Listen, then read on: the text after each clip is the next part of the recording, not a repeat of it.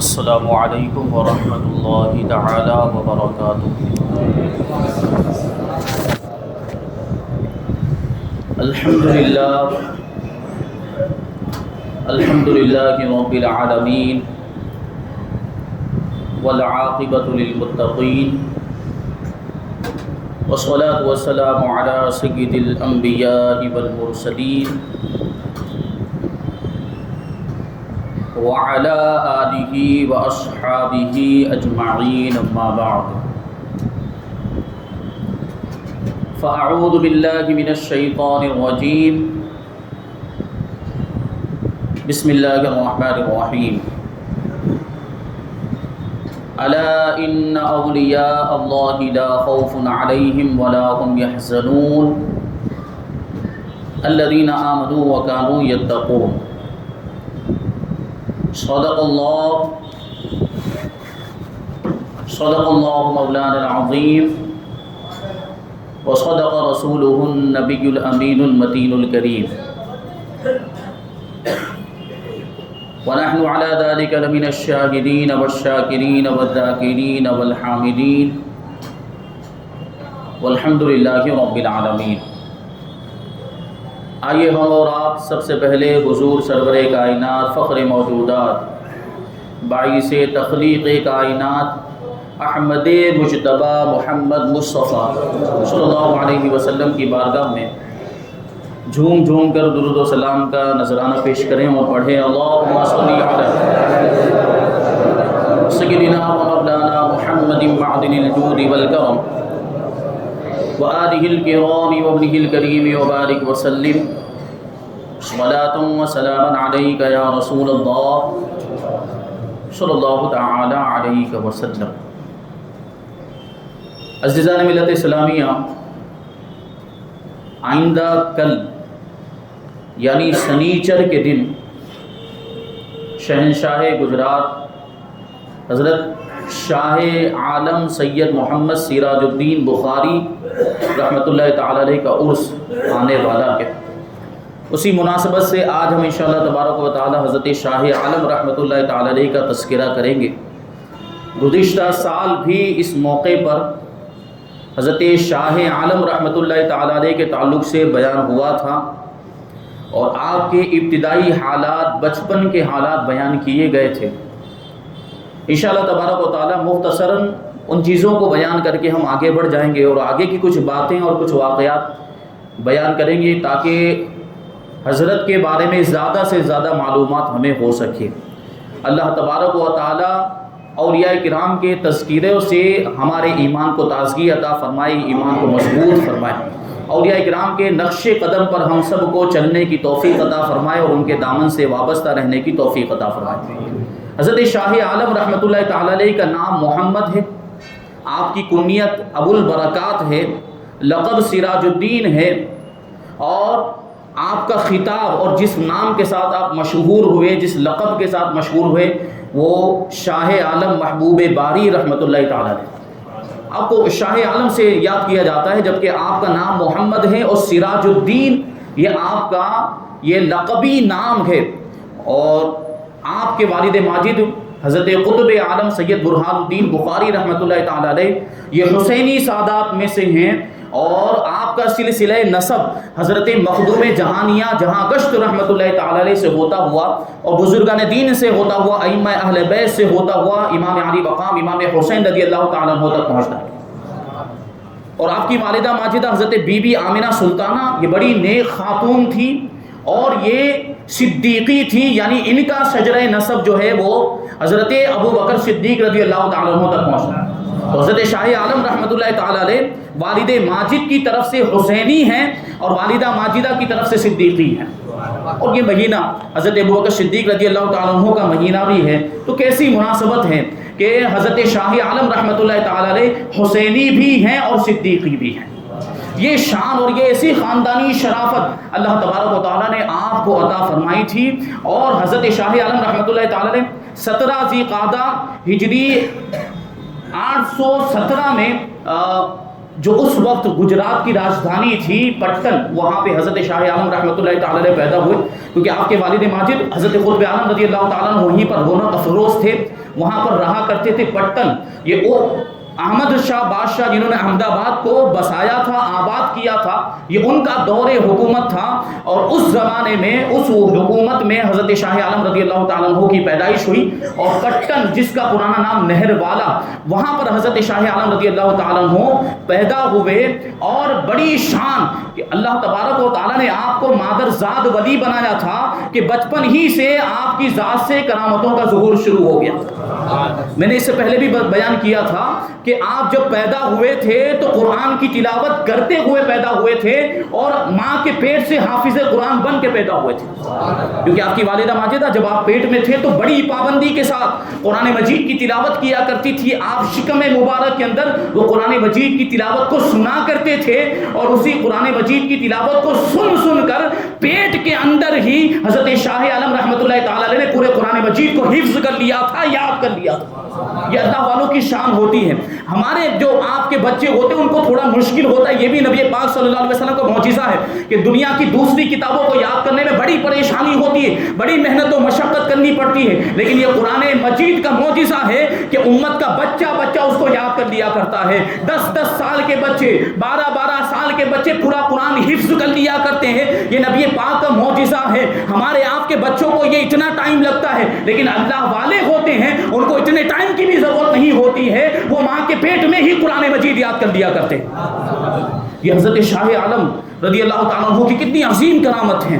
اور پھر وہ میں نے کچھ باتیں بھی عرض کی تھی کہ والدہ ماجدہ جب آپ حمل میں تھے تو جب قرآن پاک کی تلاوت کرتی تھی اور کوئی غلطی ہو جاتی قرآن کی تلاوت کے اندر یا وظائف پڑھنے کے اندر جو آیتوں پر مشتمل ہوتے، جو اسماء الہی پر مشتمل ہوتے، تو آپ پیٹ میں سے والدہ ماجدہ کی اصلاح فرمایا کرتے تھے.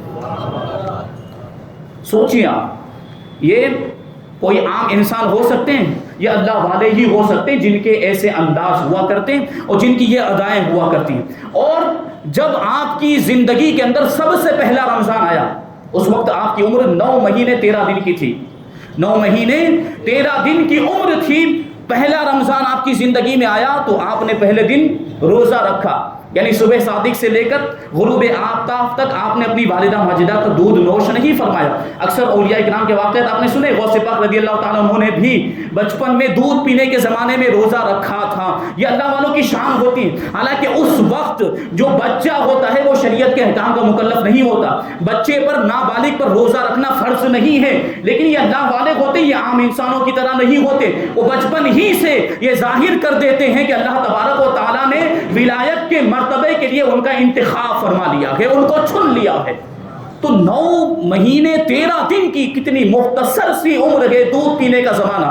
حضرت شاہ عالم رحمۃ اللہ تعالیٰ نے روزہ رکھا. اب یہ بات بہت مشہور ہو گئی. آپ کے والد ماجد حضرت قطب عالم رضی اللہ تعالیٰ عنہ کو اس کے بارے میں علم ہوا تو تشریف لائے. اور تشریف لانے کے بعد آپ کے والد ماجد جو جانتے تھے کہ یہ بچہ اللہ کا ولی ہے، مادرزاد ولی ہے، ماں کے پیٹ سے اللہ کا ولی بن کر پیدا ہوا ہے، اپنے بیٹے سے ارشاد فرماتے ہیں کہ بیٹے ابھی تم شریعت کے اعتبار سے روزہ رکھنے کے مکلف نہیں ہو.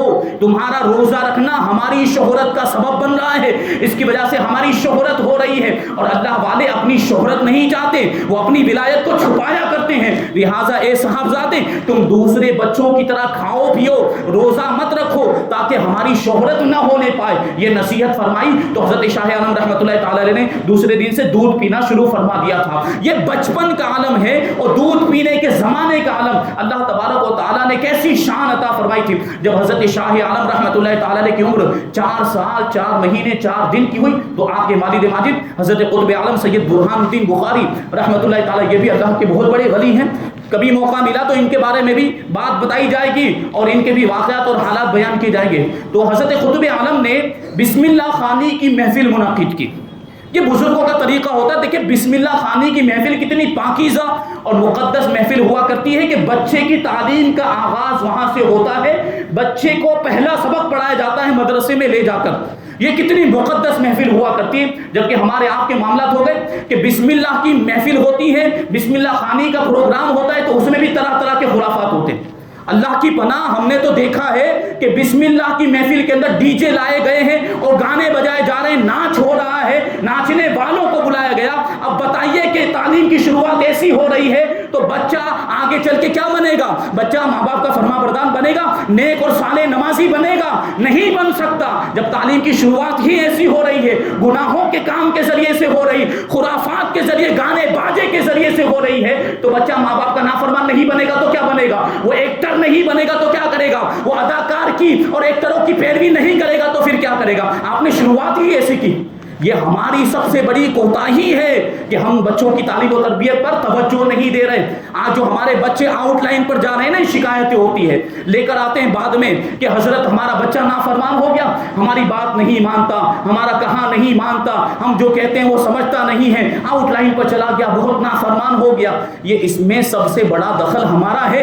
ہم نے اس کی تعلیم و تربیت صحیح طور پر کی ہوتی تو آج وہ آؤٹ لائن پر نہیں جاتا۔ اس کے پیدا ہوتے وقت اللہ کی بارگاہ میں حضرت ابراہیم نے جو دعا کی تھی، وہ دعا کی ہوتی رب اجعلنی مقیم الصلاۃ ومن ذریتی ربنا وتقبل دعا، اے پروردگار مجھے بھی نماز پڑھنے والا بنا اور میری اولاد کو بھی نماز پڑھنے والا بنا۔ یہ دعا کی ہوتی تو اللہ تبارک و تعالیٰ تمہاری اولاد کو بھی نمازی بناتا۔ لیکن کس کو فکر ہوتی ہے؟ کون توجہ دیتا ہے اس طرف؟ کسی کی توجہ نہیں۔ بچے پیدا ہوتے ہیں، میرے الفاظ برے لگیں گے، اور تھوڑے بڑے ہو جاتے ہیں، چلنے پھرنے کے قابل ہو جاتے ہیں تو بھیڑ بکریوں کی طرح چھوڑ دیا جاتا ہے۔ اب بچہ کہاں جا رہا ہے، کس کے ساتھ اٹھتا بیٹھتا ہے، کس کی باتیں سن رہا ہے، کس کی صحبت میں رہتا ہے، یہ کسی کی توجہ نہیں ہوتی۔ اور بروں کی صحبت میں بچہ چلا جاتا ہے، برے دوست اختیار کر لیتا ہے، بری سنگت اختیار کر لیتا ہے تو بچہ بگڑ جایا کرتا ہے۔ اب جوان ہونے کے بعد بچہ شراب بھی پی رہا ہے، نشہ بھی کر رہا ہے، اب تو ڈرگس کے معاملات آ گئے، اللہ کی پناہ ڈرگس بھی اب دستیاب ہونے لگا۔ نوجوان بچے چھوٹی چھوٹی عمر کے اندر ڈرگس لیتے ہوئے نظر آ رہے ہیں۔ کیسی تباہ کرنے والی چیز ہے۔ اللہ کے ولیوں کی زندگی سے ہمیں سبق حاصل کرنا چاہیے۔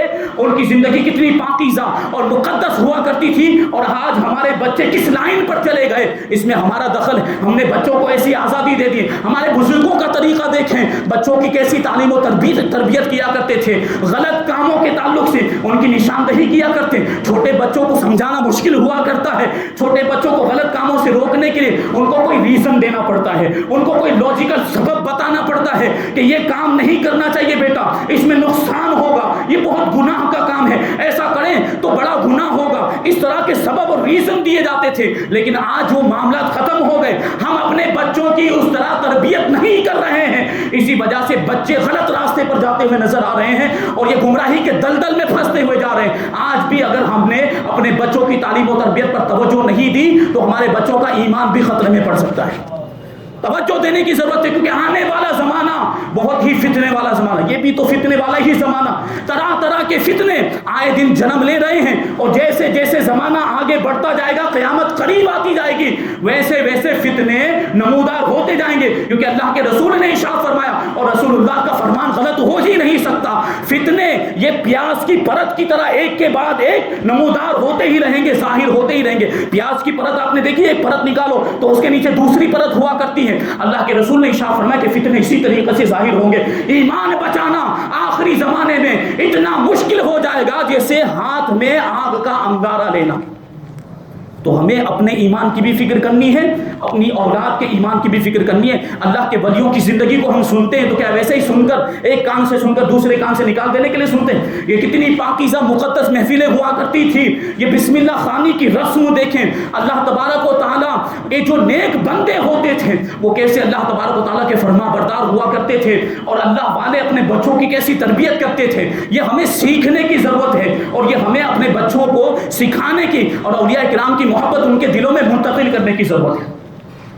ان کے ایمان کو اگر ہم بچانا چاہتے ہیں تو توجہ دینی ہوگی، ان کو اسلام کی معلومات پہنچانی ہوگی، عقائد کے بارے میں ان کو بتانا ہوگا۔ آج ہمارا آپ کا معاملہ ہے کہ ہم خود اسلام کی معلومات ہمارے پاس نہیں، بنیادی معلومات ہمارے پاس نہیں، عقائد کے بارے میں ہم خود نہیں جانتے تو بچوں کو کیا سکھائیں؟ تو سب سے پہلے خود سیکھنا ضروری ہے کہ خود اسلام کی ضروری معلومات حاصل کریں، پھر اپنے بچوں تک وہ اسلامی ضروری معلومات پہنچائیں، عقائد کے بارے میں انہیں بتائیں کہ یہ صحیح اہل سنت و جماعت کے عقائد یہ ہیں، تاکہ وہ گمراہ نہ ہونے پائیں، ان کا ایمان محفوظ رہے۔ کہ ہماری ذمہ داری بنتی ہے ماں باپ ہونے کے اعتبار سے، ماں باپ کی ذمہ داری بنتی ہے۔ اللہ کے رسول نے ارشاد فرمایا کلکم راع وکلکم مسئول عن رعیتہ، کہ تم میں سے ہر ایک ذمہ دار ہے اور تو تم میں سے ہر ایک سے اس کے ماتحتوں کے بارے میں پوچھا جائے گا، باپ سے اس کی اولاد کے بارے میں پوچھا جائے گا، شوہر سے اس کی بیوی کے بارے میں پوچھا جائے گا، اور اسی طریقے سے اگر کوئی آقا ہے تو اس کے غلاموں کے بارے میں اس سے پوچھا جائے گا کہ تو نے اس کو تعلیم و تربیت دی تھی کہ نہیں دی تھی، تو نے اس کو صحیح راستہ بتایا تھا کہ نہیں بتایا تھا. یہ ہم سے حساب ہونا ہے. یہ بات کو ذہن میں رکھیں. اگر ہماری اولاد غلط راستے پہ چلی گئی تو اس کی ذمہ دار ہم بھی ہیں اور اس کی سزا ہمیں بھی بھگتنی پڑے گی. اللہ تبارک و تعالی ہم سب کو توفیق عطا فرمائے. تو بات یہ چل رہی تھی کہ حضرت قطب عالم رحمۃ اللہ تعالی علیہ نے حضرت شاہ عالم رحمۃ اللہ تعالی علیہ کی بسم اللہ خوانی کی محفل منعقد کی. اب حضرت قطب عالم رحمۃ اللہ تعالی علیہ خود ہی چاندی کی تختی پر بسم اللہ لکھ کر یہ بسم اللہ خانے کی رسم ادا فرمائی اور خود ہی ایک خرما اپنے منہ میں چبا کر اپنا لعاب دہن لگا کر حضرت شاہ عالم رحمۃ اللہ تعالی علیہ کو عطا فرمایا اور حضرت شاہ عالم رحمۃ اللہ تعالی علیہ نے اس خرمے کو تنحول فرمایا. یہ جو محفل جو تھی یہ جس دن منعقد ہوئی تھی بسم اللہ خانی کی محفل کا جو دن تھا، یہ محفل منعقد ہونے سے پہلے جب یہ سب کو جمع کیا گیا، خاندان کے سارے بڑے چھوٹے مرد و عورتیں سب جمع تھے. حضرت قطب عالم رحمۃ اللہ تعالی علیہ نے اس پر مسرت مجمع پر نظر ڈالی اور دیکھا کہ خاندان کے سارے مرد اور عورتیں جمع ہیں، بڑے چھوٹے سب اس محفل کے اندر آ گئے. لیکن آپ نے دیکھا کہ آپ کی نور نظر لگتے جگر پیاری بہن ہمشیرہ حضرت بی بی فاطمہ رضی اللہ تعالی عنہ اس محفل کے اندر موجود نہیں تھی. تو حضرت قطب عالم رحمۃ اللہ تعالی علیہ نے حضرت شاہ عالم کو بلایا اور بلانے کے بعد ارشاد فرماتے ہیں کہ اے منجلے بیٹے،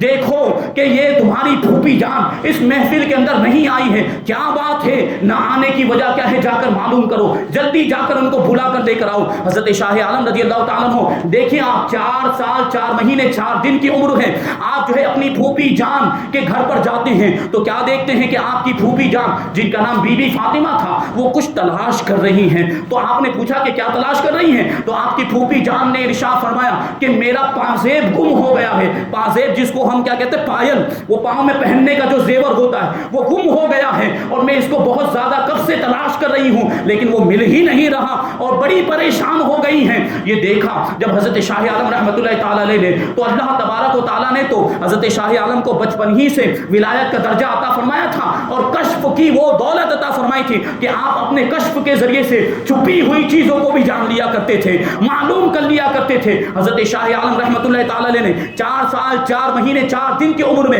اپنی پھوپھی جان سے ارشاد فرمایا پریشان ہونے کی ضرورت نہیں ہے، ابھی میں تلاش کر دیتا ہوں، آپ کا جو پازیب ہے جو پائل ہے ابھی ڈھونڈ کر میں دے دیتا ہوں، آپ اطمینان رکھیں، آپ پریشان نہ ہوں، آپ فکر نہ کریں. اور پھر یہ کہہ کر حضرت شاہ عالم رحمۃ اللہ تعالی علیہ نے اپنے ننھے ہاتھ میں اپنی پھوپھی جان کا ہاتھ لیا اور کہا کہ یہاں تشریف لائیں اور اپنی پھوپھی جان کا ہاتھ پکڑ کر حضرت شاہ عالم رحمۃ اللہ تعالی علیہ گھر کی ایک پرانی دیوار کی طرف اپنی پھوپھی جان کو لے کر گئے اور لے کر جانے کے بعد اس دیوار کے قریب پہنچنے کے بعد حضرت شاہ عالم رحمۃ اللہ تعالی علیہ اپنی پھوپھی جان سے ارشاد فرماتے ہیں کہ اس دیوار کے اندر جو شگاف پڑا ہوا ہے، اس میں جو درار پڑی ہوئی ہے، اس میں ہاتھ ڈال کر اپنا پازیب نکال لیں، اپنی پائل نکال لیں، وہیں پر وہ پائل موجود ہے. اب کیا معاملہ تھا؟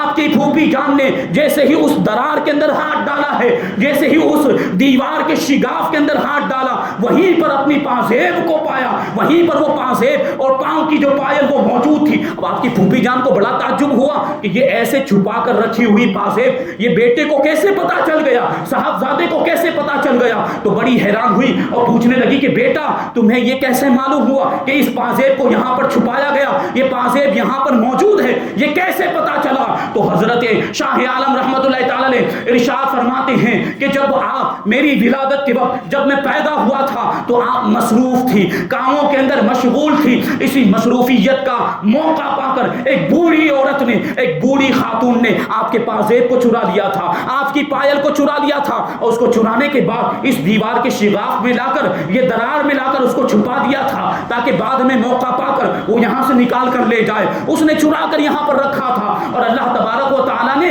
کشف کے ذریعے مجھے اس کی معلومات دے دی تھی کہ پھوپھی جان آپ کی پازیب کو یہاں چھپایا گیا. میں نے سوچا کہ آپ کو اس کے بارے میں اطلاع دے دوں، آپ کو بتا دوں کہ آپ کی پازیب کو یہاں چھپایا گیا، لیکن اس بوڑھی عورت کے عیب کو کھولتے ہوئے مجھے شرم آئی. یہ اللہ والوں کی بات ہوا کرتی ہے کہ کسی کے عیب کو کھولنا بھی گوارا نہیں کرتے ہیں. تو حضرت شاہ عالم چھوٹی سی عمر میں ارشاد فرماتے ہیں بچپنے کا عالم ہے، کیسی سوجھ بوجھ اللہ تبارک و تعالیٰ نے آپ کو عطا فرمایا. فرمائی. ارشاد فرماتے ہیں کہ اس کے عیب کو کھولنا نہیں چاہا، اس لیے میں نے آپ کو اس کے بارے میں اطلاع نہیں دی، لیکن ساتھ ہی ساتھ میں نے اللہ تبارک و تعالیٰ کی بارگاہ میں یہ دعا بھی کی تھی کہ اللہ تبارک و تعالیٰ اس پازیب کو محفوظ کر دے، اسے چھپا کر رکھ دے، کسی کو اس کے بارے میں علم نہ ہونے پائے. اسی وجہ سے اللہ تبارک و تعالیٰ نے اس پازیب کو پوشیدہ فرما دیا. بعد میں وہ بوڑھی عورت اس کو لینے کے لیے آئی تو وہ پازیب اس کو نظر ہی نہیں آئی، وہ پازیب اس کو مل ہی نہ سکی، وہ پائل اس کو مل ہی نہ سکی. اللہ تبارک و تعالیٰ نے میری دعا قبول فرمائی اور اس پازیب کو محفوظ فرما دیا تھا. اور میں کسی تقریب اور کسی پروگرام کی یہ جو کہ فکر میں تھا کہ کوئی تقریب آئے اور آپ سامنے سے مجھے پوچھیں کہ میری پازیب کہاں ہے تو میں آپ کو اس کے بارے میں بتاؤں تاکہ میری طرف سے پہل نہ ہونے پائے. یہ حضرت شاہ عالم رحمۃ اللہ تعالی علیہ کے کشف کا عالم، اللہ تبارک و تعالیٰ نے اس طریقے سے چھپی ہوئی پازیب کے بارے میں آپ کو مطلع فرما دیا. یہ مقام و مرتبہ، یہ شان اللہ تبارک و تعالیٰ نے آپ کو عطا فرمائی. اور آپ کی تعلیم و تربیت کے تعلق سے کتابوں میں آیا ہے کہ یوں تو سارے علوم ظاہری اور باطنی آپ نے اپنے والد ماجد حضرت قطب عالم رضی اللہ تعالیٰ عنہ سے حاصل کی، لیکن آپ کے والد ماجد ہی کا حکم تھا کہ زمانے کے بڑے بڑے علماء اور مشائخ کی بارگاہ میں بھی آپ جائیں اور زانو تلمسلح کریں اور ان سے علم حاصل کریں. چنانچہ حضرت شاہ عالم رحمۃ اللہ تعالیٰ علیہ نے والد ماجد کے حکم سے جن اساتذہ کرام کی بارگاہ میں حاضر ہونے کے بعد اکتساب فیض کیا، ان میں پہلے نمبر پر حضرت خواجہ سید شاہ رکن الدین کان شکر رحمۃ اللہ تعالیٰ علیہ، جو حضرت بابا فرید الدین گنج شکر رحمۃ اللہ تعالیٰ علیہ کی اولاد میں سے، یہ حضرت شاہ عالم کے اساتذہ میں. دوسرے نمبر پر بدر المحققین حضرت گنجگیر گنج بخش حضرت شیخ احمد کھٹو مغربی رحمۃ اللہ تعالی علیہ، جو حضرت مخدوم جہانیاں جہاں گشت رحمۃ اللہ تعالی علیہ کے خلیفہ ہیں، یہ بھی آپ کے اساتذہ میں شمار ہوتے ہیں. تیسرے نمبر پر حضرت خواجہ سید شاہ بارک اللہ چشتی رحمۃ اللہ تعالی علیہ، جو حضرت خواجہ نظام الدین اولیاء محبوب الہی رحمۃ اللہ تعالی علیہ کے مرید تھے، اور حضرت خواجہ سید شاہ نصیر الدین چراغ دہلوی رحمۃ اللہ تعالی علیہ کے خلیفہ تھے. اور بعض لوگوں نے آپ کو خواجہ نظام الدین اولیاء کا خلیفہ بھی بتایا ہے. یہ آپ کے اساتذہ. اور چوتھے نمبر پر آپ کے استاد حضرت سید کمال الدین حنفی جعفری چشتی رحمۃ اللہ تعالی علیہ، یہ حضرت خواجہ بندہ نواز گیسو دراز رحمۃ اللہ تعالی علیہ کے خلیفہ تھے.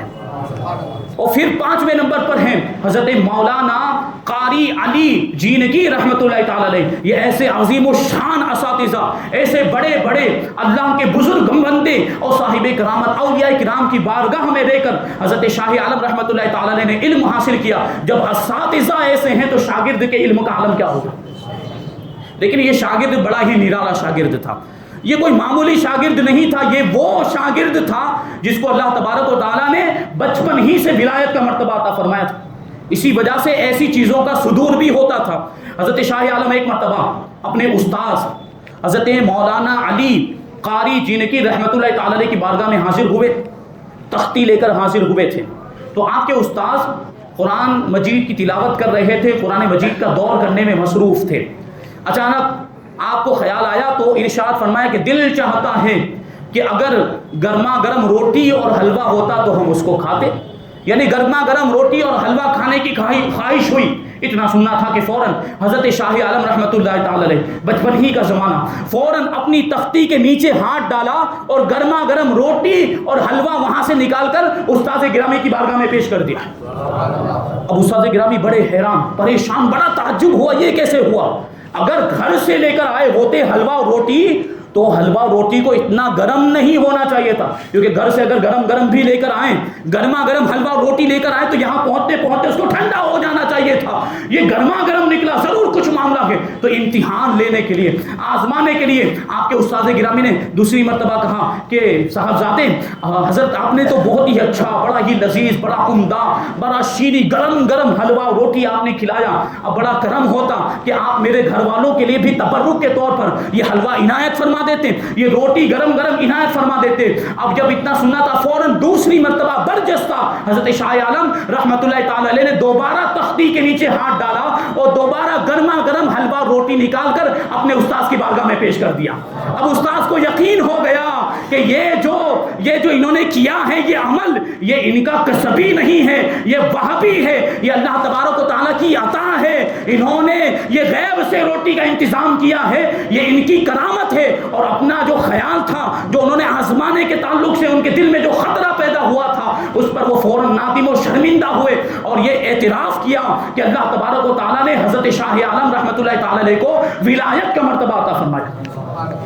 اسی طریقے سے ایک مرتبہ یہی استاذ گرامی حضرت مولانا علی جی کی رحمۃ اللہ تعالی علیہ نے، کیونکہ وہ جان گئے تھے کہ یہ اللہ کے ولی ہیں، تو انہوں نے ایک مرتبہ کہا کہ صاحبزادے مجھے کہیں سے گائے کا دودھ لا کر دے دیں اور چاندی کے سکے لا کر دے دیں، مجھے ان کی ضرورت ہے۔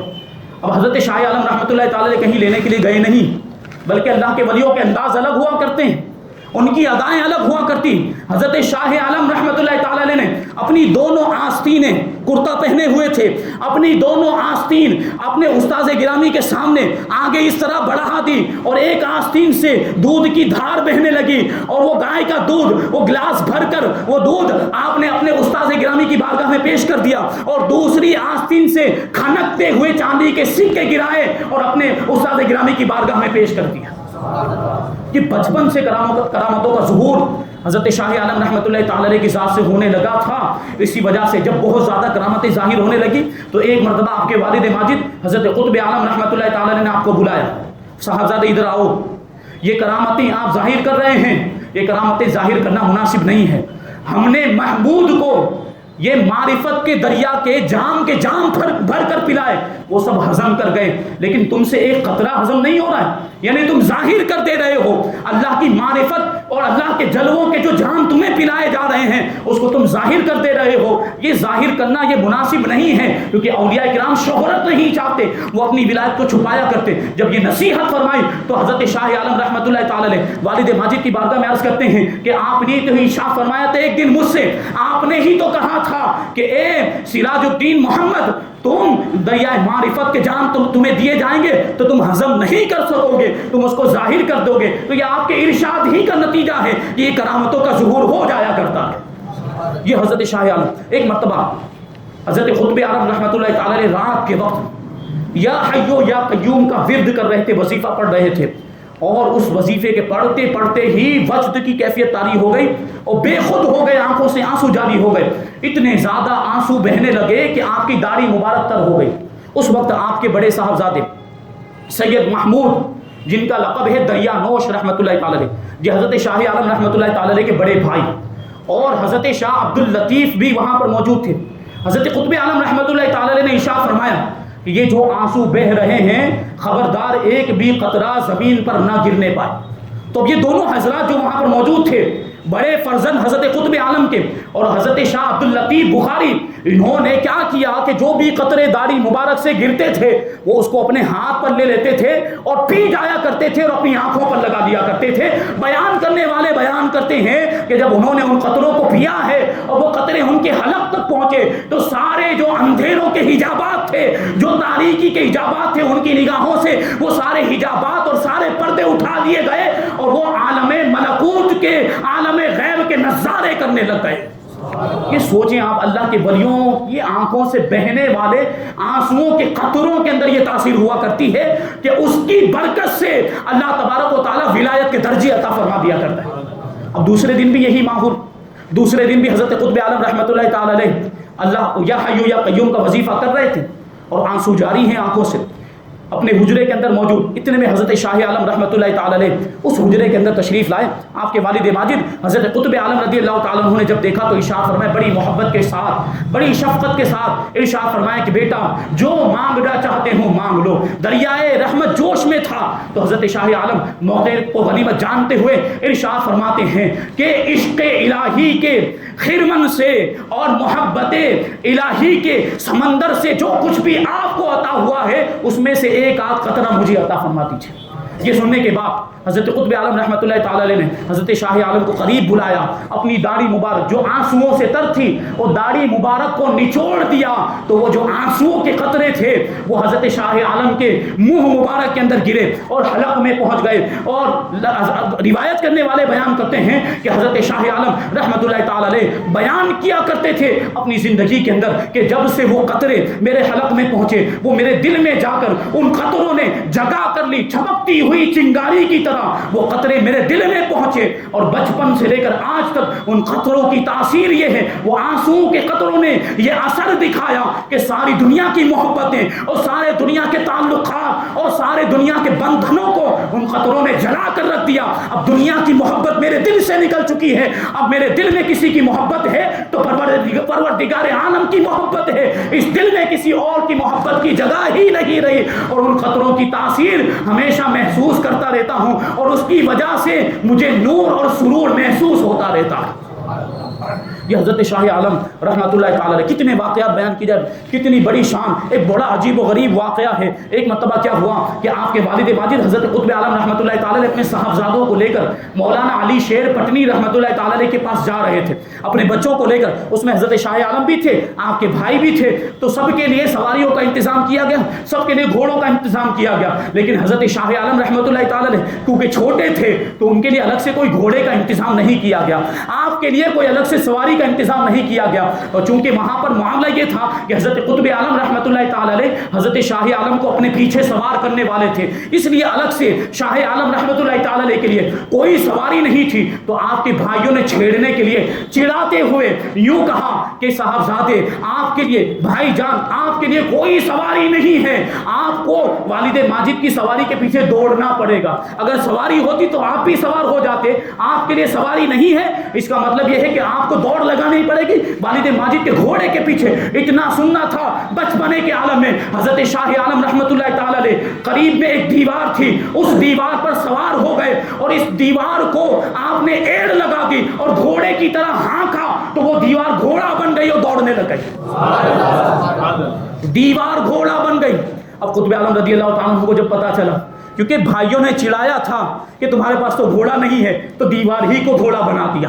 اب قطب عالم رحمۃ اللہ تعالی تشریف لائے، دیکھا کہ گھوڑے اور دیوار ہی کو گھوڑا بنا دیا، اور تو آپ کو جو ہے اس دیوار سے نیچے اتارا اور دیوار کو حکم دیا اسکن، اے دیوار ٹھہر جا، وہ دیوار وہیں پر رک گئی اور واپس وہ دیوار کی شکل میں آ گئی۔ پھر حضرت قطب عالم رحمۃ اللہ تعالی علیہ نے ارشاد فرمایا الحمدللہ آج میرا یہ فرزند میرے والد ماجد حضرت خواجہ ناصر الدین محمود نوشہ بخاری رحمۃ اللہ تعالی علیہ کے مقام مخدومی تک پہنچ گیا۔